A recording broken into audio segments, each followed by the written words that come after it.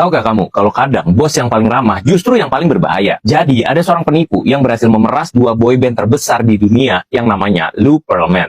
Umurnya tuh baru 37 tahun. Mimpi dia ya cuma satu, jadi kaya raya. Awalnya, Lou ini tuh berbisnis jet pribadi buat selebriti. Sampai suatu hari, pada tahun 1991, dia ketemu boyband terkenal, yaitu New Kids on the Block. Buat anak 80-an, pasti tahu boyband ini. Nah, New Kids on the Block ini, mereka bilang ke Lou bahwa mereka itu baru dapat $1 miliar dari album, tour, dan merch. Di situ, Lou langsung mikir, gila, gue juga mau duit segede ini. Dan disinilah dia mulai bikin rencana gila. Jadi dia bikin boyband yang lebih besar dari New Kids on the Block. Pada tahun 1992, Lou mulai bikin label sendiri. Dia audisi anak-anak muda dan milih 5 orang. Dan lahirlah Backstreet Boys. Sampai sini sih bisnisnya masih bener ya. Karena bahkan dia itu merekrut penulis lagu terbaik dan koreografer terbaik. Dan boom, tahun 1996, Backstreet Boys meledak dan jadi superstar global. Kalau orang normal pasti udah puas, tapi itu nggak kejadian sama Lou. Dia tuh nggak puas dan dia mau boyband kedua. Diam-diam di belakang Backstreet Boys, dia itu bikin lagi boyband baru yang bernama NSYNC. Ya, kalian pasti tahu NSYNC. Di mana salah satu anggotanya itu ya Justin Timberlake. Oke lanjut, jadi dengan tim yang sama, formula yang sama, dan NSYNC juga meledak guys. Mereka tur dunia, jualan jutaan album, kerja tiap hari, tapi satu hal yang aneh, mereka tuh nggak pernah dibayar.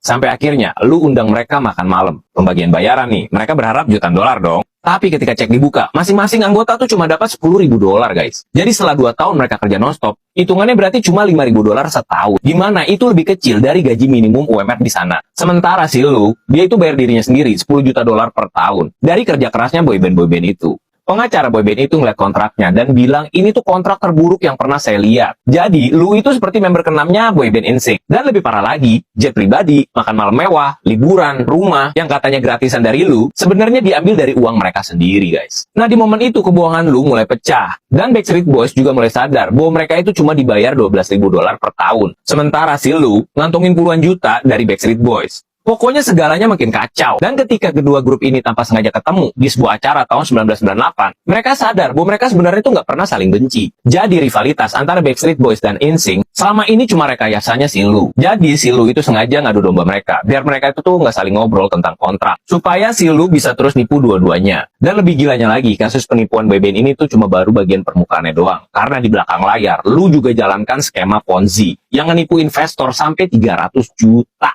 Yang dimana akhirnya FBI turun tangan dan Lou sempat kabur ke luar negeri. Dan kalian tahu nggak ketangkapnya di mana?